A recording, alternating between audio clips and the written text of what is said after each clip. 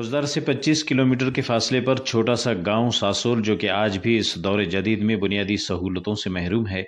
हमारे गांव देहात आज भी न सिर्फ बुनियादी सहूलियत से महरूम हैं, बल्कि वहां के इलाका मकीन बदतरीन ज़िंदगी गुजारने पर मजबूर हैं। आबादी के लिहाज से तकरीबन 10,000 की आबादी पर मुश्तमिल है।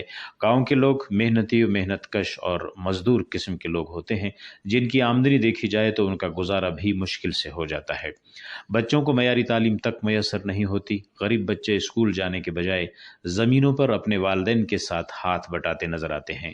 अस्पतालों में बुनियादी सहूलियत की फराहमी नहीं होती। गरीब जब बीमार होता है तो वो निजी अस्पतालों में जाने की पोजीशन में नहीं होता। रोड रास्ते न होने के बराबर होते हैं।